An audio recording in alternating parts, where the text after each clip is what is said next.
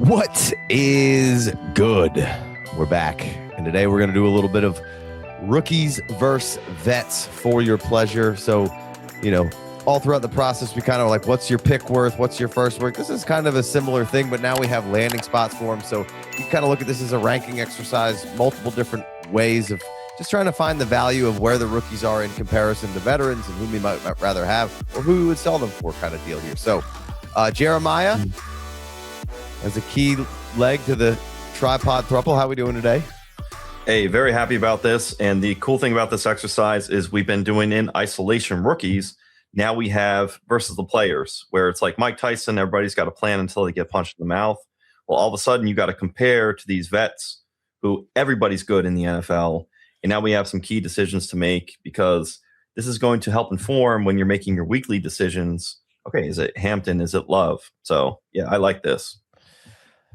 Chev, how we doing? You know me, brother. As long as the vibes are good, I'm here. But if they get weird a little bit, I'm just going to go ahead and dip out, okay? All right. Fair enough.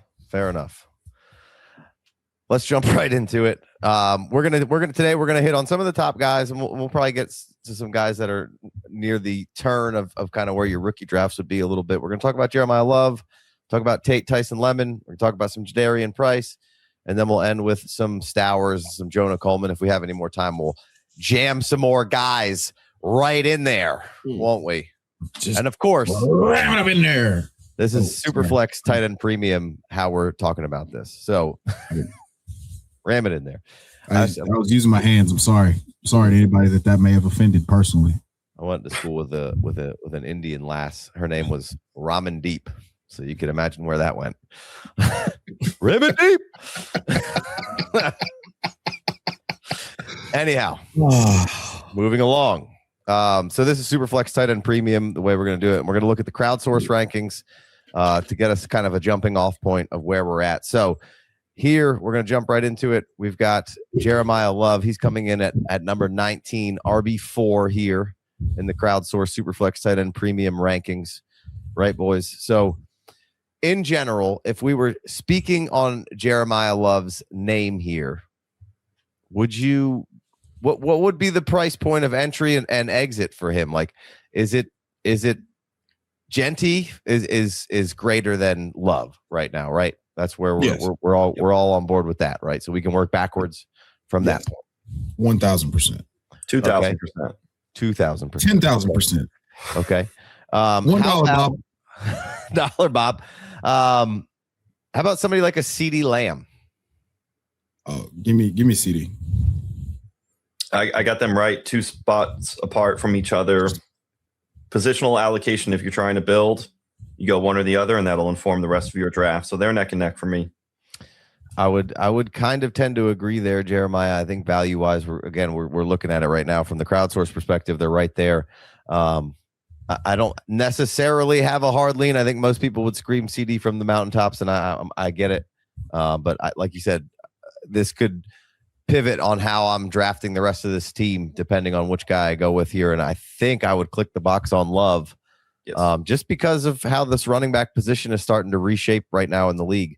Not that guys like Lamb grow on trees by any means, but what Love means and could mean kind of moving forward, I think I would go there. All right, how about Achane? Devon Achane. I'm still Devon Achane. You're still Devon Achane? Okay. Yeah. I mean, it's only so often you get to watch like Jamal Charles 2.0 just running around out there, just doing cool stuff. All he's ever done is show us that he's awesome at football.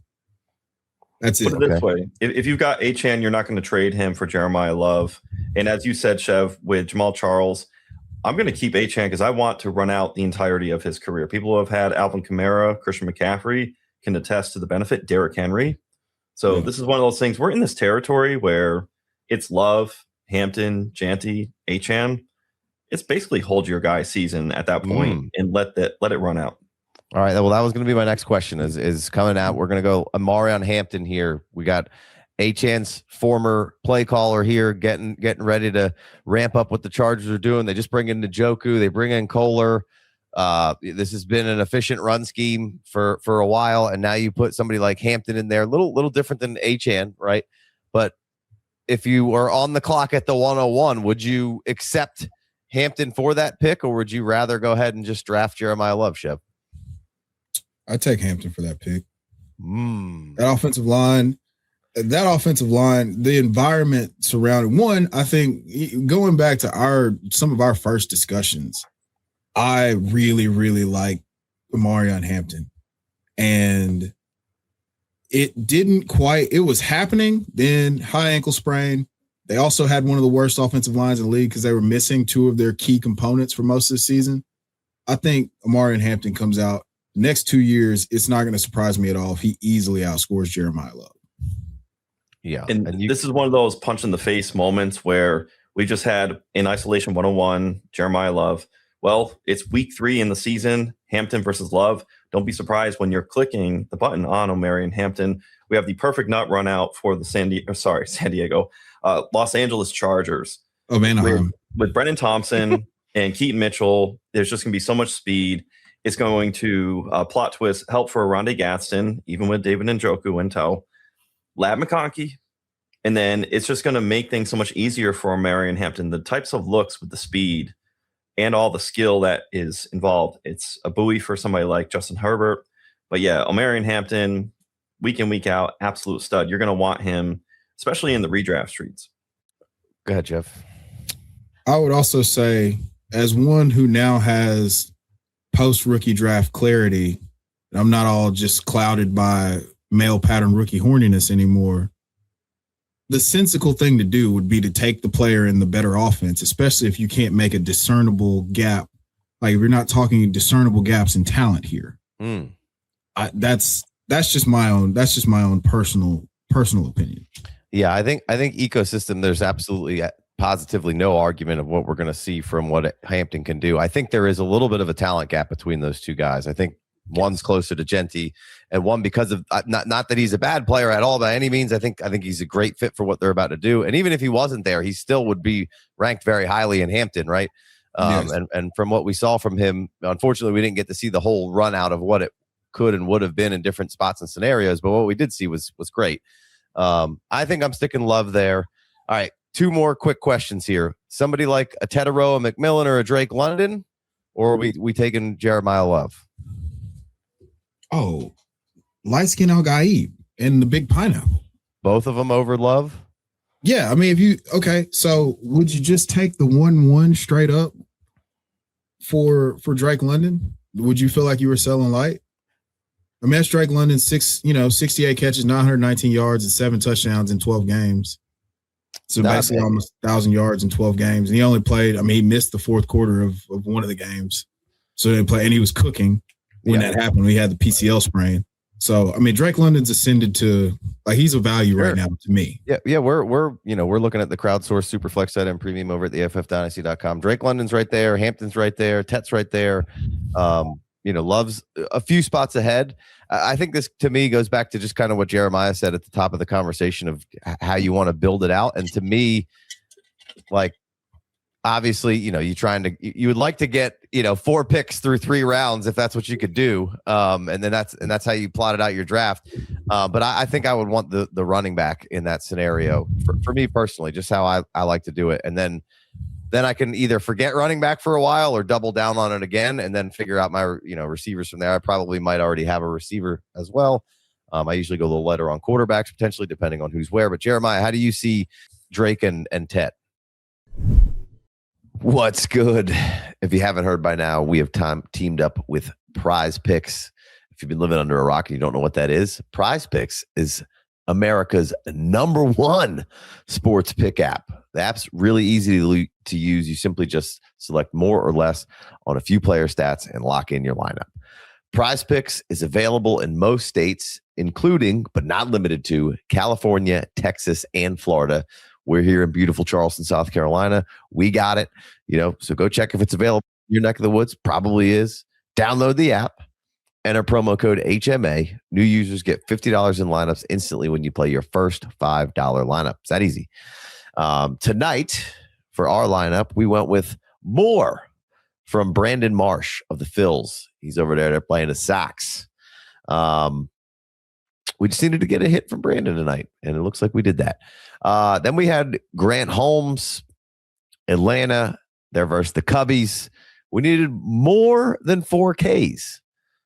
That's looking also pretty good tonight. All right, so we flexed the play here, so we only needed to get 2 out of the 3, but if we get 3, we still get paid even a little bit more. And then we went more on William Contreras to simply just get a hit. And it's that easy, boys and girls. That's how easy PrizePicks is to use. It's so much fun. It makes for a really fun viewing experience when you're just chilling on the couch. Get a little extra excitement in whatever's on TV for your pleasure. So go ahead and download the app. Use promo code HMA, and new users get $50 off lineups instantly when you play your first $5 lineup. It's that simple, guys. Check it out. PrizePicks, FF Dynasty. Peace. I've got Love 6 spots ahead of Drake London. And I know what Chev is saying. Essentially, you can be, if it runs out next year, in that JSN Puka territory where you're one of the top 5 wide receivers and you're pushed way up further. But the beauty is you can get Jeremiyah Love and then tap somebody like Drake London. I don't need to go for Drake London. I know I can go, especially in a startup, I can get Jeremiyah Love first and possibly come away with Drake London. I see where your head's going, but the scarcity gets me on the Love side. All right. If you could, last question on here, and we've gone on too long on Love, I'm sure. Sorry, Jason. If you could guarantee yourself 101 to 104 for 27 or Jeremiyah Love, would you roll that dice to the next year? Obviously, this is going to have something to do with how your team's built. Let's put the old figurative vacuum back out there and operate in that space. Would you rather have an opportunity at one of the top 4 picks next year or Jeremiyah Love? We don't know which one it is, but guaranteed top 4. I'm taking Love, and I'm just going to deal with it right now. And I think the prospect, maybe he's not on the, everyone's we use generational too. All right, I got it. But he's a special player. He's got special traits, special abilities. He could do special things. So I don't think I'll be terribly upset to not, whatever. If Jeremiah Smith is the guy or whomever is it next year's the 101, and that's who we decide is going to be the 101. And it's like, oh my God, I think where Smith ends up is going to be around the same area that Love is right now in startups. Yes. Right. Even though we think of Smith as, does that make sense? I don't know. Yes, that's a good value set. So maybe he might be behind Jeremiah Smith, somebody like Amon-Ra St. Brown. Mm-hmm. And again, the utility of Jeremiyah Love is worth more than just one first-round pick. And even though it's at 101 to 104, Casey, which is a brilliant thought exercise, I still want more than that for Jeremiyah Love. So, and I get the year utility of usability where Jeremiyah Love can go from where he is right now even further as a round 1 startup player. So give me Love and that time value of the player. You want to cap us off here with the last with Love here, Chev? Yeah, I would. He wants the picks. I could see it in his eyes. Some aggressive things. Just thinking about, yeah, I'll go. I mean, if it's anything other than 101 or 102, I'd go Jeremiyah Love. Okay. Begrudgingly. Okay. All right. Let's go. Let's shift over to Gospel George in Carnell Tate. He's coming in at 32, wide receiver 11. So super flex tight end premium. You can see guys that he's around. So we're going to kind of take the same exercise here. And George Pickens just happens to be right above him, which I think way too high for George Pickens there. I think massively.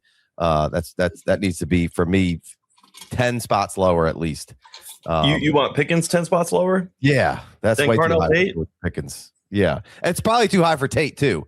It's too high for both of them. Yeah, like there's some really good quarterbacks. We talked about Bo Nix before the show started. There's no way Bo Nix should be going behind both of those guys. Yeah. So, all right, Jeremiah, I'll lead off with you. George Pickens or Carnell Tate? It's funny enough, and as you were speaking to it, I'm looking at my rankings. I got Pickens at 40, so he slid down some to what you're speaking to, and Carnell Tate is 42. So I've got George Pickens just slightly ahead of Carnell Tate. Give me the guy who's already printed the money.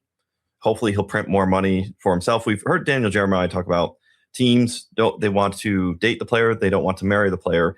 That is George Pickens, but man, he's already put it on wax. So give me him, and I have 2 spots later, Carnell Tate. So I'm glad you asked that question. All right, Chev, you kind of said maybe both are a little too high there. So you would, but if both of them just say move down a little and we're still the same, which one would you take? I'm inclined to take Carnell Tate here. Okay. All right. And I don't love it, but yeah, until George Pickens has a multi-year contract secured and he's in a favorable environment, this is just way too volatile. Big Co's mentioned it several times, like him, playing either there's in my thought process in alignment with some of his thoughts is, hey, he could play really well and play his way out of the price range that Dallas is willing to pay, because that's all it is. They don't want to pay him $35 million a year. And that's probably what he's going to get if he goes out and puts up another 1,300 yards and 8 to 10 touchdowns. Or he just completely implodes this year and Dallas gets him for like $28, $29 million for 2 years or something like that. Yeah. All right. First swipe that comes up is James Cook or Carnell Tate? James Cook.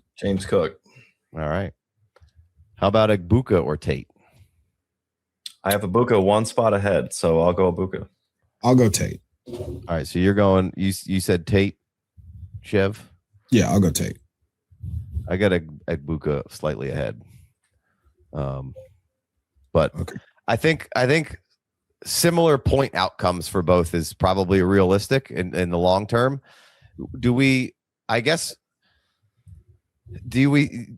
Jeremiah, and because of maybe him being a point, like, do you think that the ceiling's a little higher for Egbuka, or is it just situationally right now there's a bit better known, or what leads you to being just a touch higher here? My bullishness is to the fact that I believe Baker Mayfield was hurt last year, and that was part of the implosion that happened to Emeka Egbuka. So I'm not going to forget about that first half. And what's funny about this, ironically, Ohio State wide receivers, we can wrangle and argue all we want. We're not going to get too many steps ahead of each other because these receivers pace each other so well. And I think year 1 run out, we're going to get greatness from Carnell Tate. But for me, scooting just ahead, it's Emeka Egbuka. Breaking news. I actually have Emeka Egbuka 14 spots ahead of Carnell Tate. Wow. I didn't see that coming at all. Yeah.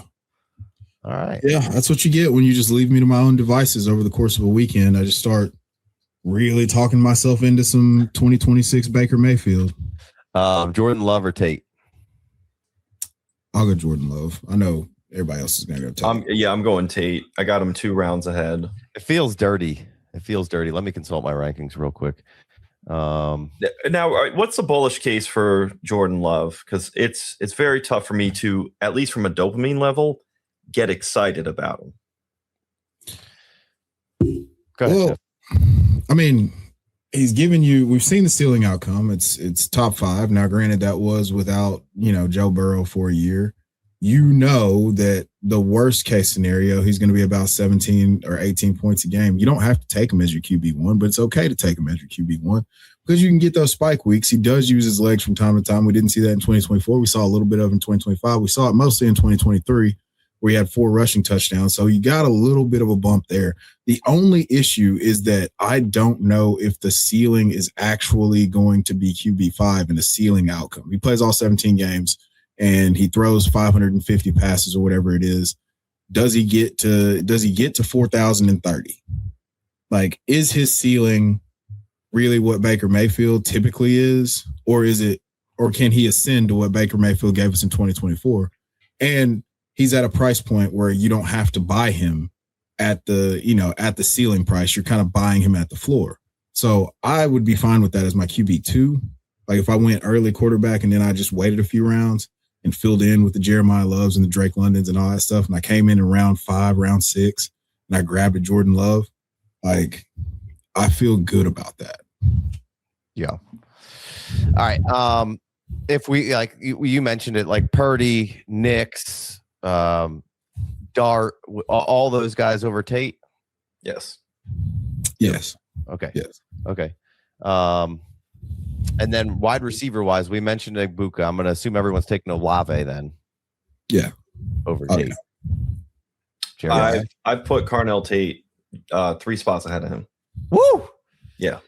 Now that's the head of Olave? Yep. Oh. And I've got him. Dude, this row that I'm looking at is Ohio State. This is crazy.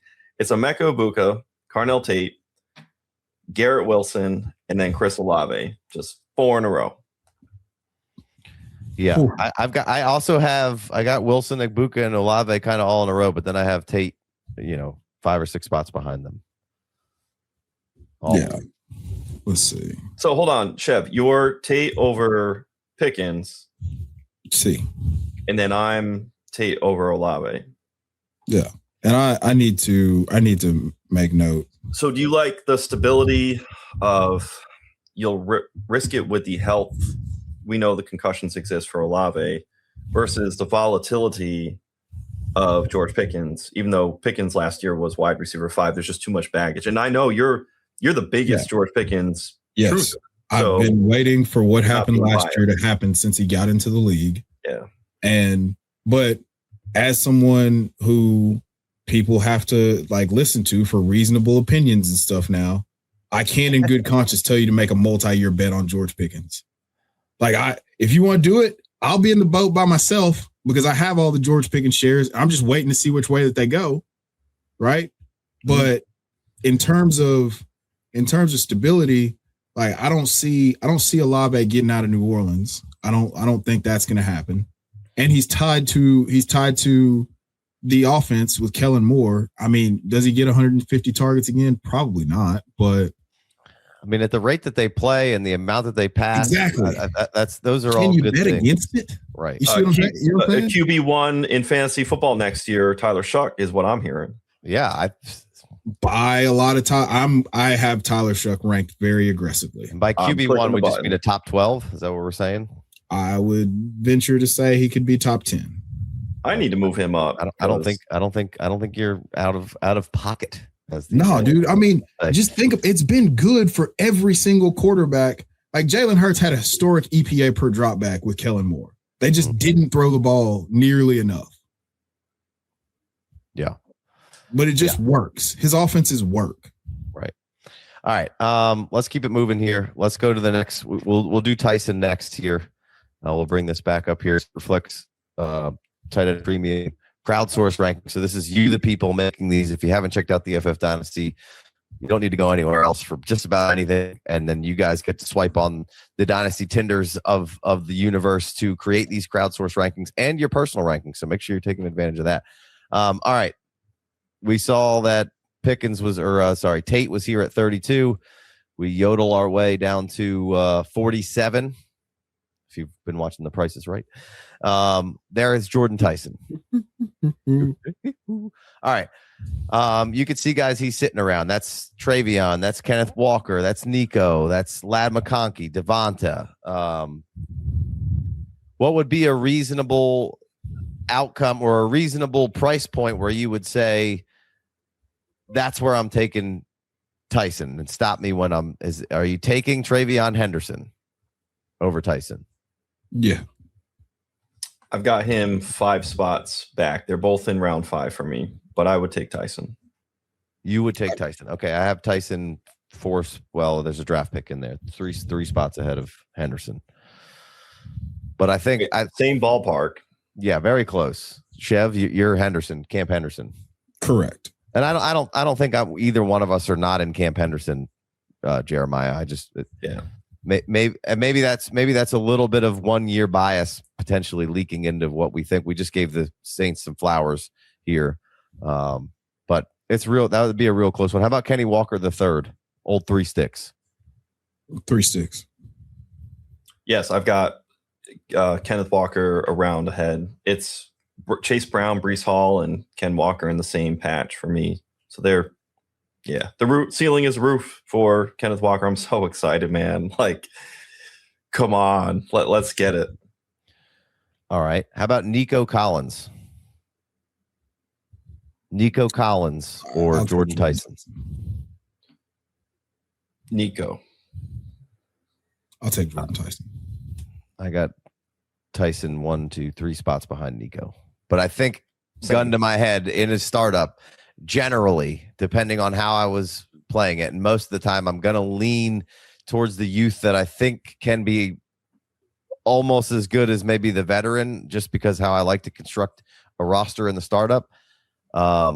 Nico's a great value right now, though, and they shouldn't necessarily be too close to each other in startup value, but I think they are, and I think that's a decision that you're probably going to have to make. And I think I would probably, if I'm being honest, click the Tyson button. You make a great point, because I have him ranked higher, and I'm in that same predicament, like you're saying. Yeah. What is good, guys? If you are a nicotine pouch guy or gal, who is your go-to? Is it Zyn? Is it Rogue? I don't think so, pal. When I need a little giddy up, I pop in a Lucy. What's a Lucy? Glad you asked. It's a premium 100% tobacco-free nicotine pouch made for true pouch connoisseurs. Lucy pouches and Lucy breakers, right here, deliver a long-lasting flavor for a seriously satisfying pouch experience. Now, I'm pretty much a mint guy across the board, as you can see from the examples that I held up there. And my day-to-day is the traditional Lucy pouch, this fella right here. But the breakers, they come out when I want to feel, kind of sexy, if you will, right? These bad boys right here. The breakers, they make it feel like you're about to have a fancy night out where I'm going to throw inhibition to the wind and let the night just have its way with me. For me, they're not the standard, but it's the enhancement. Now, I like to break it with my back teeth. What's your preferred message? Let me know. Lucy pouches have many different strengths, from 4 milligram all the way up to 12 milligram, and have a unique shape that feels great. Lucy is the only pouch that delivers a long-last, on-demand flavor. You can get 20% off with your first order when you buy online at lucy.co with promo code HMA. And if you don't want to wait, check out their store locator and find a Lucy near you and grab it today. Now, here comes the fine print.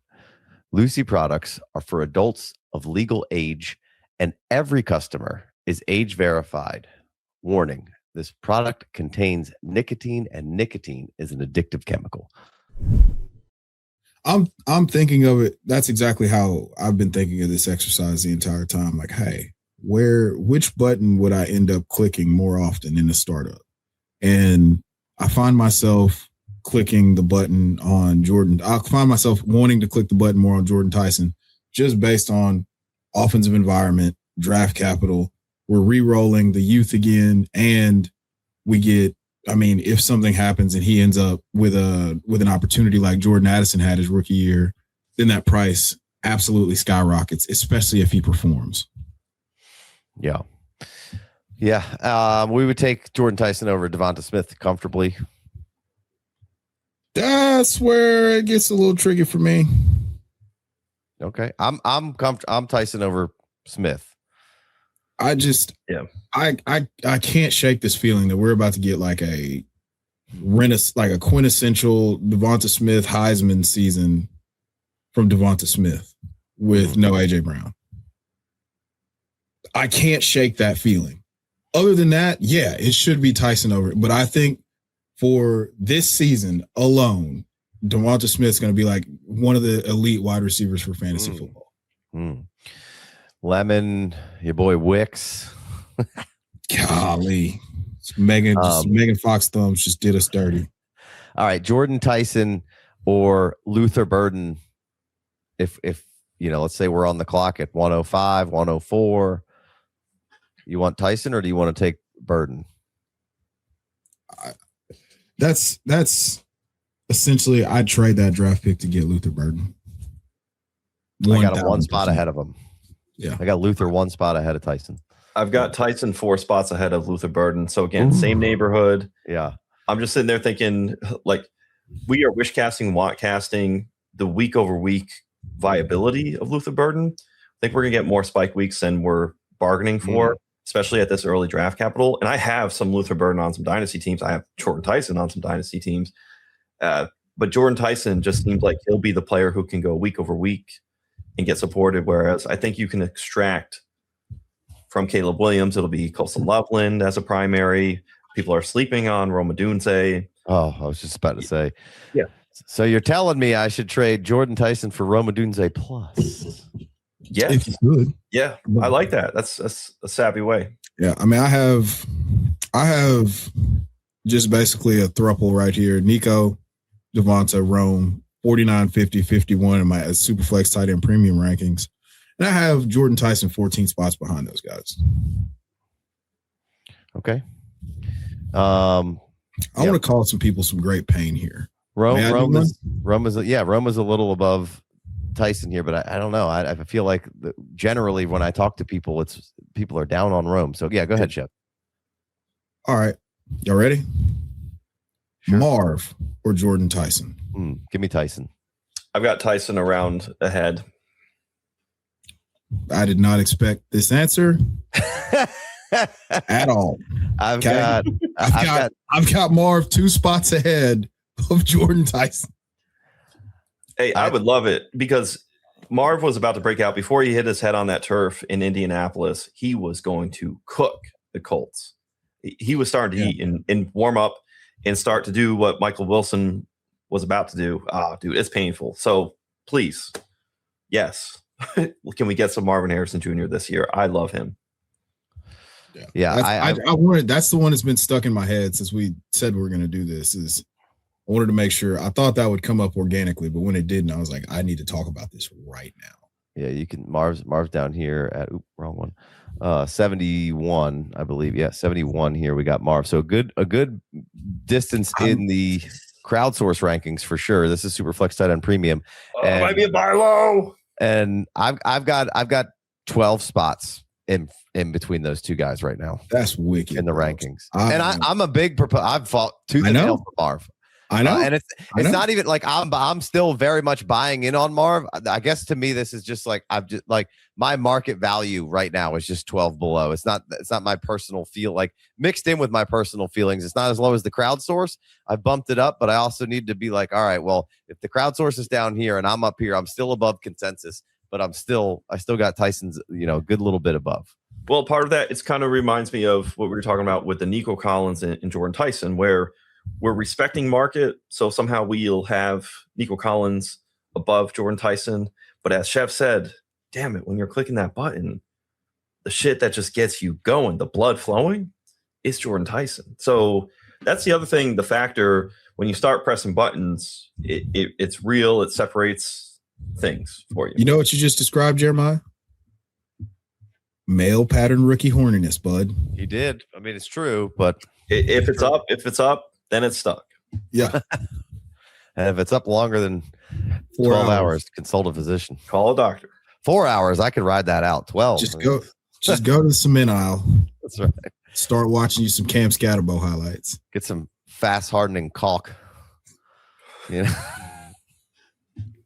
20 minutes set time, then you can paint right over it. All right.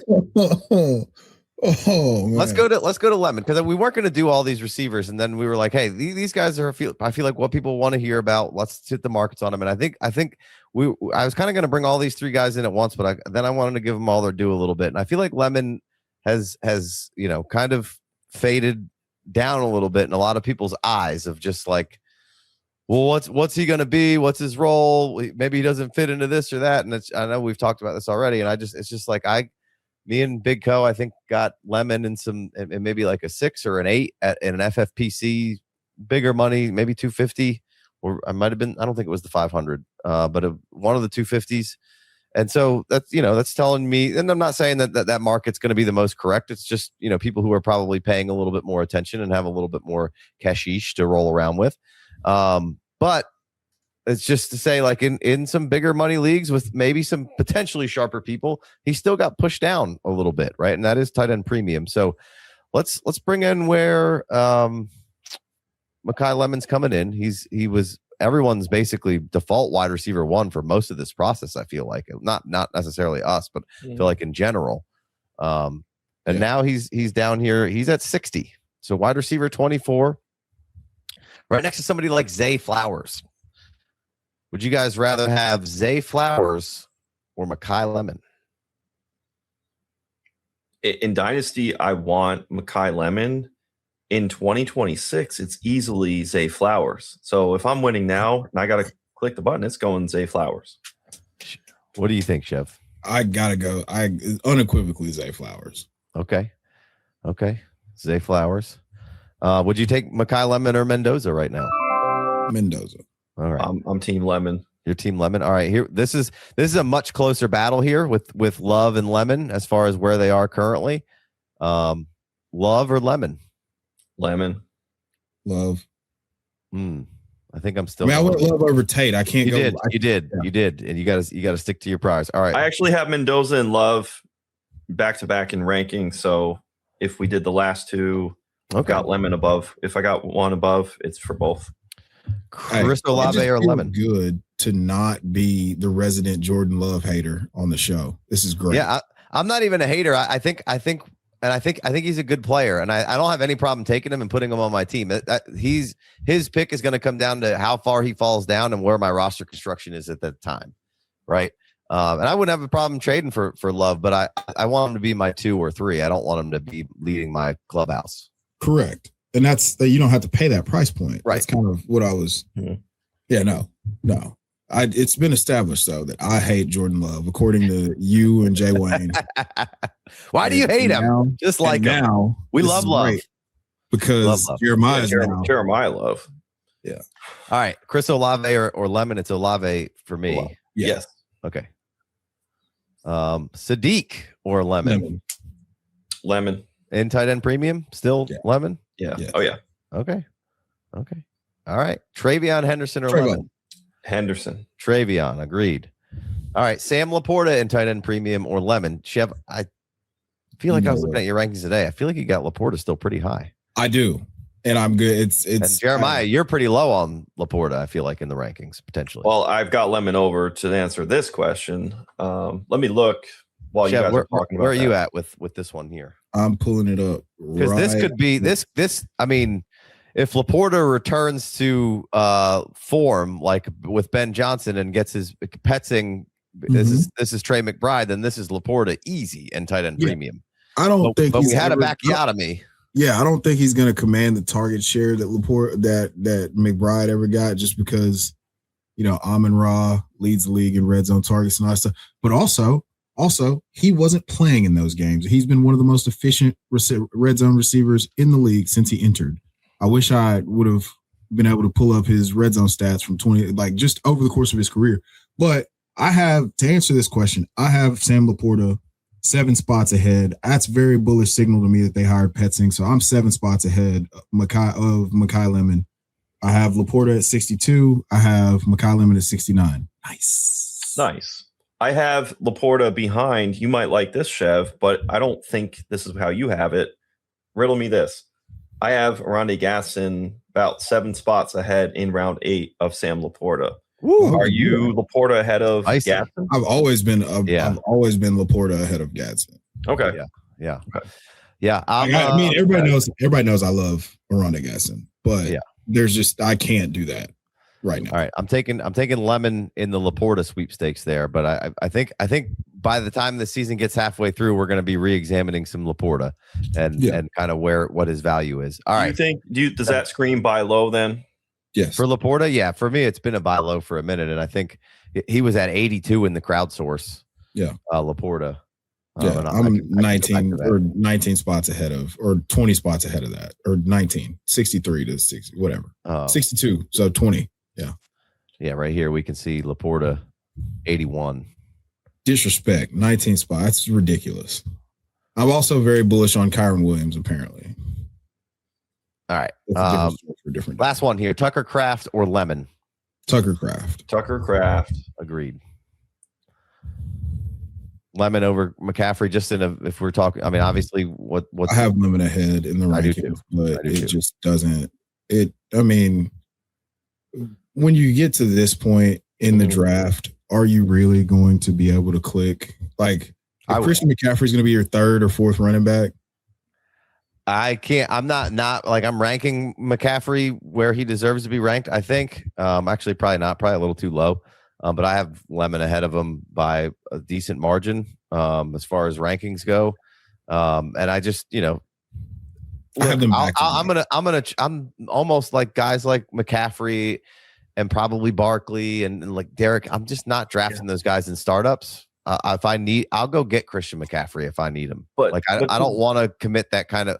I feel like as soon as you draft them, the value goes down. Now, obviously, we're trying to win money, and that's not the whole point, and that's not what I'm saying. And I don't mind going to pay up for McCaffrey once I know that I can go win things, right?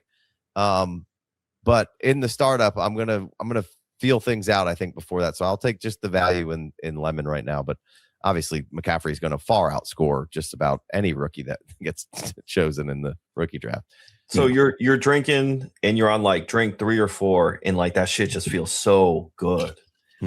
And people like McCaffrey, Derrick Henry in a startup right now, you'll be going along like, yeah, I want youth, I want studs, I want base level players. Yeah, and then you kind of got your team set up. And as Chev was saying, that third running back, man, I clicked Derrick Henry as my third running back, and it felt fucking amazing. I'm not gonna lie. It's tough. It's tough when it's like when the titties are in your face, like bro.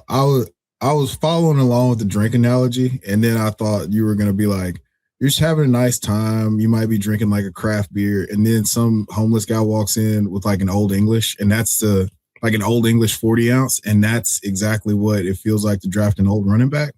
But you're in a different direction. And it's still okay. It's good. Yep. It's good. I just can't if they're healthy, they're going to more than likely 8 out of 10 help you win your league. But also it's dependent on the way that you've built your team in that instance.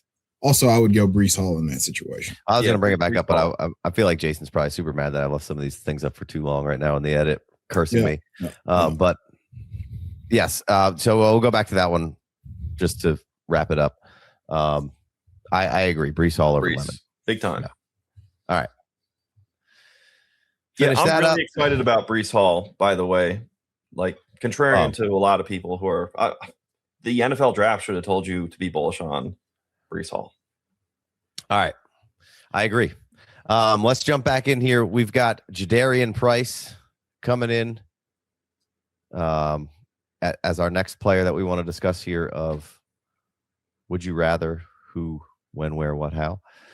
So here we got Jadarian Price coming in at 76, the FFDynasty.com crowdsource rankings, Superflex tight end premium. You can see some players around him right now. We got Waddle, and there's Marv, slightly around where he is. There's Scattaboo and Bucky Irving. Below, you have Kyron, Javonte, Travis Etienne. So I guess let's jump into it.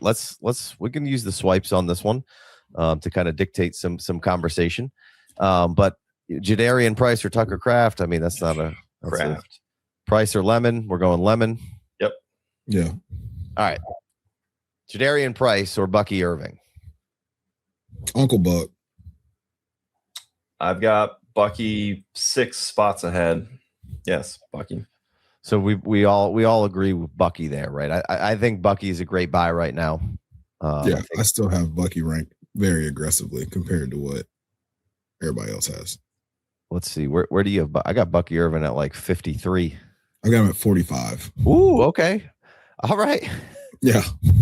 I need to take another look because I got him low. I gotta take another look. I've got him above Price. Yeah. I think I have Price. Let's see. Let me see what's going on here with this all that mess there now. Yeah, I've got Price at like 70. So yeah, it's Bucky. I'll take Buck. And then Addison or Price? Price, right? Price is right on that one. Price or Bryce Young? Damn it. So, I mean, right now, if we were talking rookie drafts, Price is probably around the 1.6-ish for the most part. You couldn't get the 1.6 for Price. You couldn't get the 1.6 for Bryce Young, I got Price 1 round ahead. Yeah, you couldn't get the 1.6 for Bryce Young. I'm pretty sure. Price or Chase Brown? This is Chase Brown pretty easily, right? Yes. Hey, not in the 2026 draft, Chase Brown. He's been in the league for like 4 years, guys. That's correct. Okay. That's correct. All right, Jadarian Price or Matthew Golden? So a first-round pick last year for a first-round pick this year. Price. Okay. And that's not the price you're going to pay for Matthew Golden. I don't mind buying him. All right, Jadarian Price or Kenneth Walker? Walker. K-Dub. Okay. All right, here we go. Jadarian Price did this on a show, didn't or we? Basil Tootin. Didn't we do this? I think we did it on the live show, maybe. Much. Yeah, and I think I answered this with Price, and I think my rankings currently reflect that. Let me double check.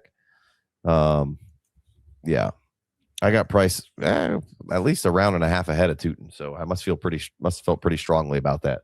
That's about where I am. But then Price, on contrary, because I think we talked about Cam Scadbo, is about a round and a half back from Price is a round and a half back from Cam Scadbo. Yeah, it's Price in a landslide for me. Okay, Price in a landslide. I feel like C-Rod is being disrespected a little about how he might disrupt this backfield a little bit and break this up, unless Tootin's just like a Bucky Irving from Liam Cohen from a few years ago. Was Liam Cohen there, or who was there during the first Bucky run? Was that Cohen? God, that sounds right. For Bucky in Dave Canales? Was it Canales or was it Liam Cohen calling the shots for them at that point? When Bucky came in? When Bucky kind of was undeniable. Yeah, it was Liam Cohen. It was Cohen. Okay. So yeah. Tootin then would have to be the Bucky of that situation where he's undeniable. He beats out whoever they want to give the other ball to, and he just gets more rep, which maybe he is, and he's got the athleticism to be that. But I think Price is just going to be force fed, and I think also has the juice enough in a Tootin vein there to be a great mover and show, highlight plays that will keep Price's price, above bar. Yeah. I mean, right now, there's no question. Like, you're not getting the 1.6 or 1.7 or whatever. Okay. I've seen him going like 1. That's a good way to think of it. All right, let me go. I want to talk. I'm going to get off the swipes for a second because I got a couple of guys here ranked right around Price, and these are all running backs. Okay, ETN, Javonte, Scadabo, or Price. I'll take all three of those guys over Price. The only one I have behind Price is Javonte by one spot. Yeah, I have all of them comfortably ahead of. Comfortably, I think for me, Price would be at the back end of that log jam. I actually have ETN behind Price, but I currently have Price ahead of all of them by like 2 picks, but I would reverse that. Reverse that. I think you have Price over Scadabo right now. I have Price above all of them. Yeah, I've got by one. Basically, Eli Stowers is in between those guys in tight end premium, which we're going to get to in a second. But then I've got Price ahead of Javonte, Travis, Scadabo. Yeah, I've got Scat Pack. Then and I did this earlier today. I moved Jadarian Price up quite a bit, so he's 2 spots ahead of Javonte. But the next 2 years, I think Javonte probably outscores him comfortably. Yeah, if Price is worth the price point and does what we think he's going to do, then I think he's easily going to outrank those players just because of age and what it is. And so I think that was kind of my thought process at the time of moving Price there. But that's why we do these conversations. Is just like, hey, you do it. You're going through a lot of rankings. Which is why you should use the personal rankings on ffdynasty.com to help you sort some things out. But like, dude, I mean, when you're in this log and you're ranking guys and moving them all around, and then you're making justifications. It's we have these conversations to help ourselves, help you guys. So I think most people would say that they like all 3 of those guys ahead of Price. I'd view them kind of similarly. I think when we did this, I think on the live show, maybe it was basically like, look, I think you would trade Travis Etienne for Price if you were ready to go and you wanted to take guesswork out of it. You wanted to be like, hey, I know I'm going to get points from Javonte. I know I'm going to get points from Etienne. I'm pretty confident I'm going to get points out of Scadabo and he's going to be the one, at least A, right? Maybe he's not just getting every bit of it, but he's at least going to be the 1A. No, he's getting all of it. And maybe he will. I'm just saying, like, there's the other 2 guys, there's no doubt that they're the guys. Scadabo, I think you have to reserve. You got to see with this new regime how we're gonna. Dude, they're trying to Greg Roman. They're gonna suck at passing the ball, but they're gonna have some of the most inventive run concepts. As long as Scadabo is catching balls, we're good. Even He though caught 24 balls in 8 games. That's what I'm like, saying. He was the catching was fantastic. That's where I thought Tracy would just really just hamper some of it, and we'll kind of see. But so you guys, I've got Scat Pack just boosted a little bit beyond, but I see what you're saying with Price versus Javonte and Etienne based off the age thing. Right. But I push back at the Scat Pack. Sure. If you were a winning franchise, though, like as far as you got a $200 league, you're ready to go. You got the 106. You're on the clock. You could take Price, or you could trade it for one of those 3 guys we just mentioned. Would you guys all trade for the known? I've said it on the show multiple times. I would trade the 1-6 for Scat Pack in a heartbeat. All right. I like it. All right. Let's move on to Stowers. All right. Stowers is coming in at 92. Superflex tight end premium, ffdynasty.com. Tight end 11. So some respects, he's moving up the charts a little bit here. What's your, I guess, to kick this little bit of a conversation off, and I know we're running long. We're going to get through one more guy. Try to keep this at an hour. How are we viewing Stowers as a whole currently right now, Jeremiyah? He's the tight end that I want in these rookie drafts. I'm going to pick one versus Sadiq. He's my separator after that cliff at the 107. When I hit 108, I'm eyeing somebody like Eli Stowers. Then, of course, there's those receivers we've talked about, where it's Chris Bell, it's Antonio Williams. But he's been somebody who posts up. I've seen in other rookie drafts where somebody took Stowers 1-7. There's conviction there that's out there for Eli Stowers, and that's kind of what I'm seeing. He's a differentiator. Whew. Buddy. How are you? What are you taking your Stowers medicine with right now, Chevy? A big thing of water, or are you so excited about it? How are you? That shit, baby, and just planning on Dallas Goedert. We gatekeep for a year, we incubate, then they unleash the fullness. Yeah, they unleash the fullness of the Eagles' offense with a true mismatch at tight end for the 2027 season. But I'm comfortable spending 1.9, a tight end premium, 1.9, 110, 111, 112. It's really become kind of choose your own adventure in the back half of that. I'm in a rookie draft right now. I got KC at 1.8, and then I was hoping against hope. Like the guy at the 112 was just honey dicking me, and I thought he was gonna mess around. I was gonna mess around and find out. And he took Stowers. I thought I was going to get Stowers at the 2-1, and I would have been levitating above the cement aisle, texting you guys and bragging about it. But instead, I got the Omar Cooper at the 2-1.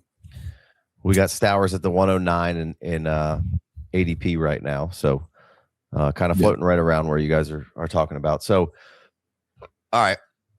Stowers is coming in at 92.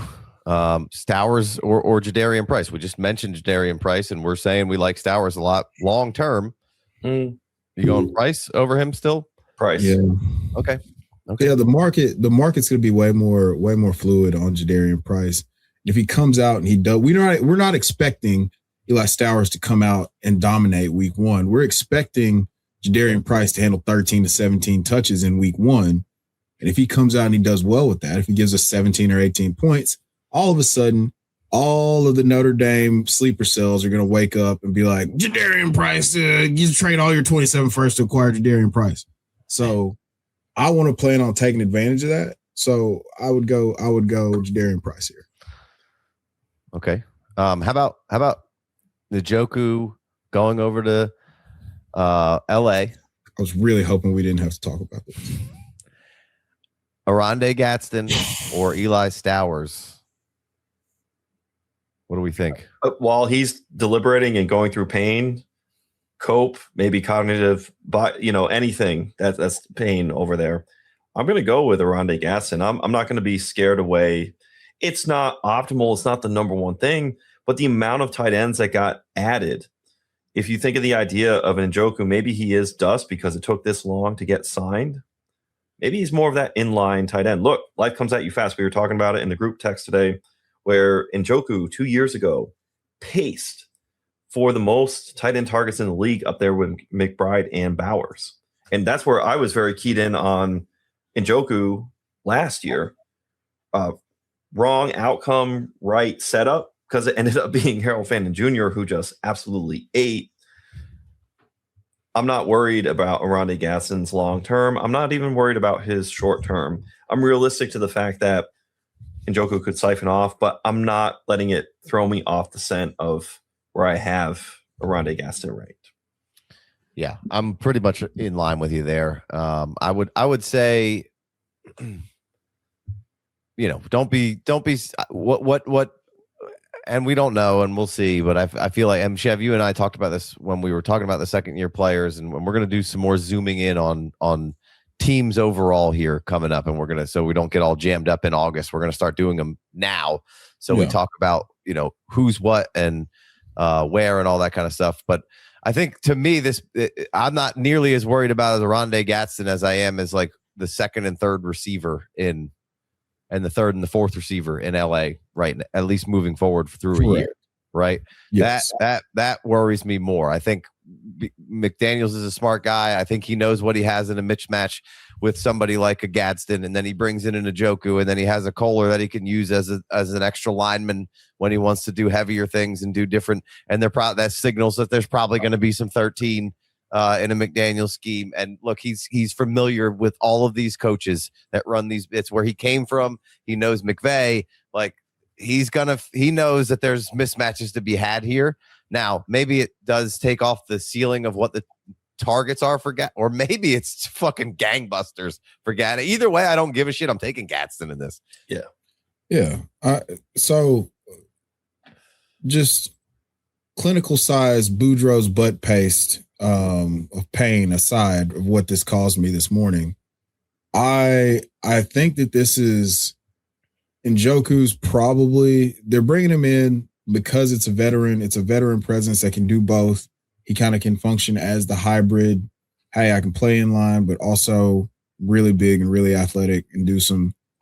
But we've now seen 2 seasons cut completely short, or almost going to the borderline 3, right? This is like 2024 and 2025 and some parts of 2023.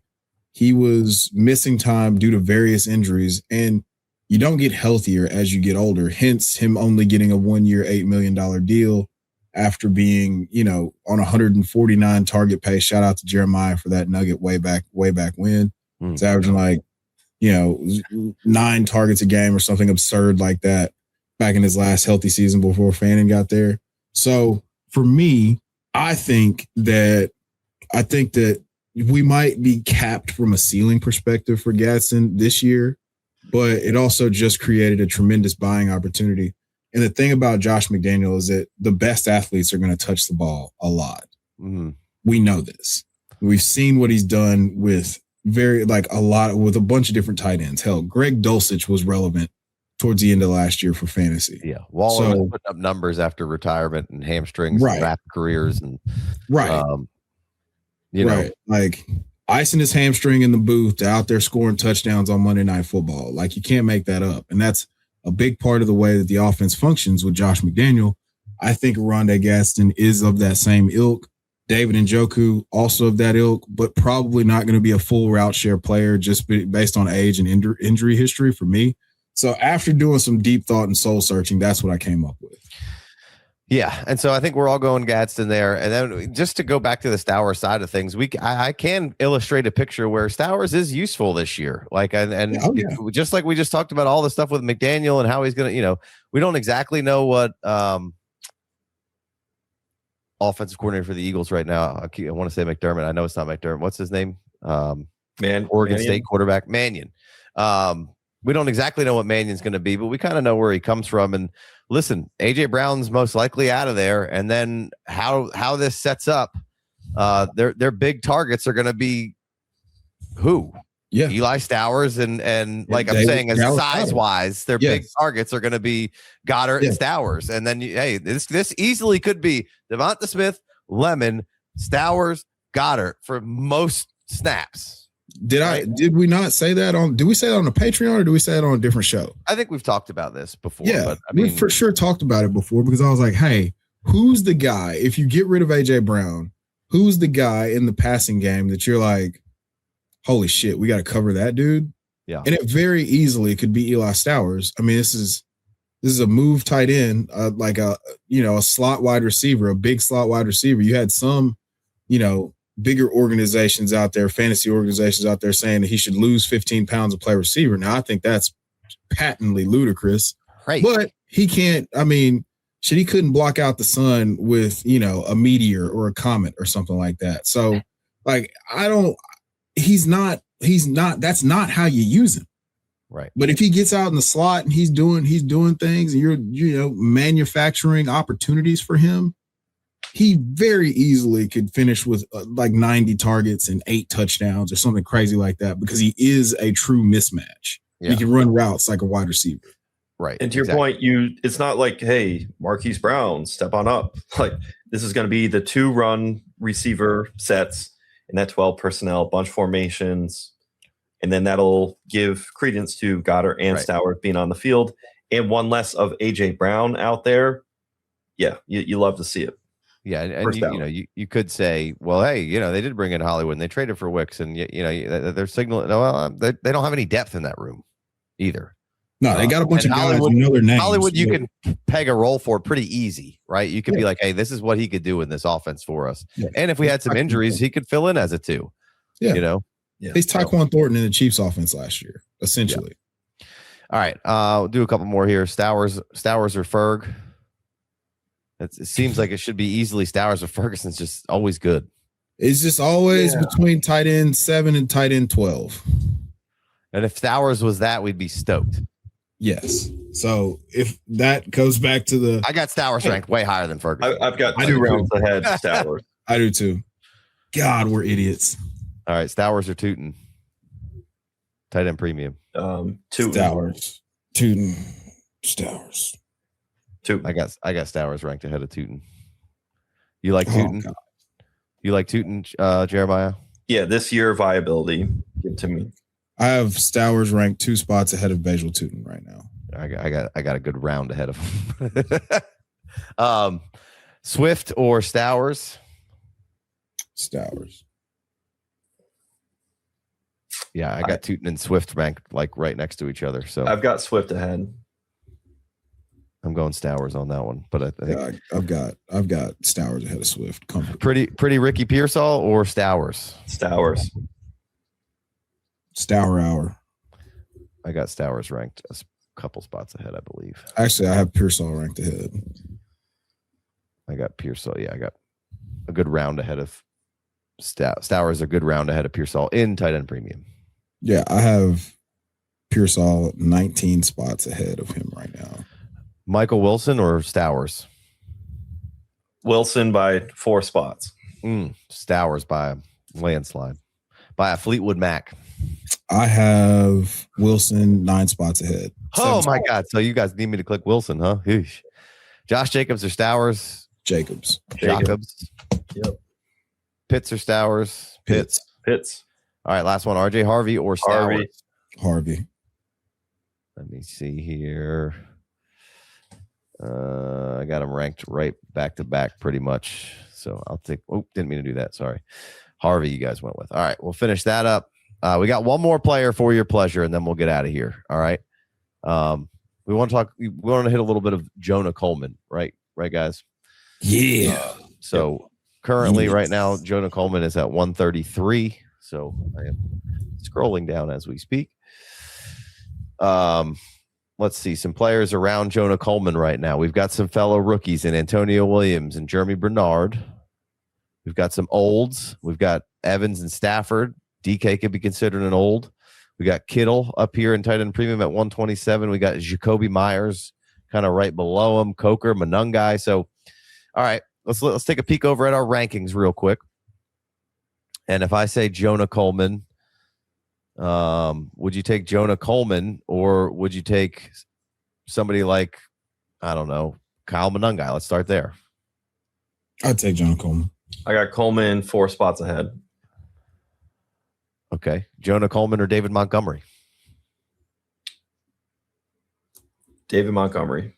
I have I have Coleman ahead of Kyle Monongai and behind David Montgomery. Actually, I have him ahead of David Montgomery as well. I have updated that today. I got Monongai, Montgomery, Coleman all in a row. Nice. All right. How about Isaiah Likely, tight end premium, or Jonah Coleman? I got Likely by a round. I got Coleman. I've got Coleman 10 spots ahead. Whew. You guys are Likely hating. Yeah, I'm 10 we need spots a pie ahead. bet for Likely. Yeah. We got to come up with the terms. Some pie. We need some pie. We'll have enough pie for that bet. I'll tell you that. How about Romeo Dobbs or Jonah Coleman? 2 spots ahead, Jonah Coleman. Coleman. Okay. How about you guys just give it some Michael Wilson love? How about Michael Wilson or Jonah Coleman? I've got Michael Wilson ahead. Yeah, Michael Wilson. Okay. How about let's see here. Jayden Reed just got a contract. Green Bay Packers. Jayden Reed. I got Coleman 3 spots ahead. You got Coleman 3 spots ahead. I have Reed 15 spots ahead. And that might be downflow of my Jordyn Love thing, where it's just too much. Yeah, you just hate all the. You don't love, but I am. Put those hands down and put that gun away, sir. I know. Don't. I'm in on Christian Watson though. I've been clicking him a ton, so I see a bullish path somewhere in Green Bay. Kraft, of course, somewhere. Various reasons. I got Reed 10 spots ahead of Coleman. Okay. How about let's see Josh Downs. Let's go Josh Downs. Maybe in a newfound role in Indy. I've got Downs ahead by about 6 spots. I have Coleman 5 spots ahead of Downs. I got Downs a round and a half ahead of Coleman. Yeah. I might be too high on Downs.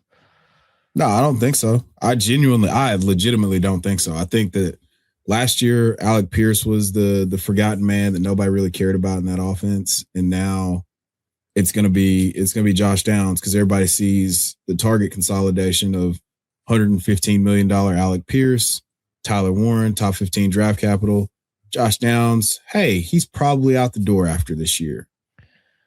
You know what I'm saying? Yeah. So, but this is the Colts rookie reception all-time leader that we're talking about, and he's a real hooper. Like he can really play, man. I think he's a forgotten play. Post-hype sleeper Price too. Yeah. Yes. So like, absolutely. Hey, this is everything we want. I know you gentlemen spoke about RJ Harvey and how he is in Dynasty in that startup episode, but the main point that you came back to was the price point is perfect. So with Josh Downs, the price point is perfect. He can be a buy, and you're not having to feel any pain point of if he torches your roster spot. Like, well worth the investment. We can end with this. Jordan Addison or Coleman, because I'm having a real hard time. I don't know what to do with Jordan Addison. Addison. It's quasi bag season for Addison. He's got to stop doing the dumb off the field stuff and produce. Hopefully, with this. What does the Juwan stuff say for you though? That's just insurance. To me, it's just insurance in case Addison can't get his life together. Like, hey, are we going to get suspended again? Are we going to need to count on somebody else for 3 or 4 games? I don't see him as a skill set threat, or because Jordan Addison's primarily been outside lining up off the ball. Juwan Jennings can occupy the slot or move outside and give Justin Jefferson that flexibility and that freedom. Them losing Jalen Naylor is kind of what I equate that to, but I don't think that also just insane blocker. Just a mean SOB in the give me some block. attitude. I don't know where Addison stands on him from a blocking standpoint. Forgive me if he's 175 pounds. He's probably not blocking anybody. I'm assuming that, but it might be like, hey, yeah, he's actually pretty effective at what he does. Right. I'm gonna assume Juwan Jennings. That would be like if KOC wants to bring balance to the force, will it take Jordan Addison off the field somewhat here or there? But I would assume that they're going to be in 3 or 11 rather. A bit. I have to check on that number, but yeah. My hot take on Addison is that this frees up for the phone to ring come trade deadline time in the event that the Vikings are not competing. And I've got Addison 111 to Jonah Coleman's 123. So I've got Addison ahead. And part of it is it's not the same as the Arande Gatson thing. But with Addison, I'm not being thrown off the scent of, okay, this is a round one player.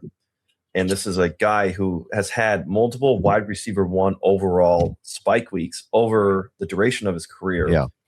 And it's hard to quantify and capture that because you're not always getting the week over week, year over year. Hey, you want this guy. But my God, the highs and lows, you want Jordan Addison in your roster. Oh my God. It's a bye at the end of this podcast. I like it. You did it again. He's talking with his hands. Yeah, I mean, I could even say, even if they are in it and Juwan's giving them what they need and they can see what, like, hey, we don't want to pay. We don't want to pay Addison, so we're going to move him for something. I think it gives them some roster flexibility in general potentially here. I mean, maybe we're just way overthinking this, but they wouldn't have to pay him. That's what I'm saying. If they don't want to pay him, and even if they are doing well, like it may be a, hey, well, he's doing well right now. We can get a decent pick for him. We don't have to pay him. Juwan's here. Maybe we give Juwan a little bit more money next year. It's not going to cost us Addison money for Juwan next year. Yeah. And maybe he gives us a little spark flare. They've tried to find kind of replacements for their third wide receiver in the draft. You know, Ty Felton, and did they take another receiver? Do you, if you were an organization, do you want to give Jordan Addison $30 million a year? Not right now. I don't. You want to date? You don't want to marry. Exactly. Him and George Pickens are in diabolically similar situations right now. Yeah, it's crazy that George Pickens takes so many strays. He doesn't do anything off the field. Nothing off the field. Just an asshole on the field. Hey, man, I didn't get the ball. Oh, yeah. Bet. Guess what? Today's an off day for me. Yeah. Yeah, boy, I'm good. Yeah. I'm straight. What? You're going to double me? Bet. Cool. Yeah. Got the day off. Yeah. All right, let's wrap this one up. It's a long one for your pleasure, but it was fun. That's crazy. It's ribbed for her pleasure. All right. For Jeremiyah, Chev, I'm Casey. We're the FF Dynasty. The power thruple, if you will. We'll catch you next week. Peace.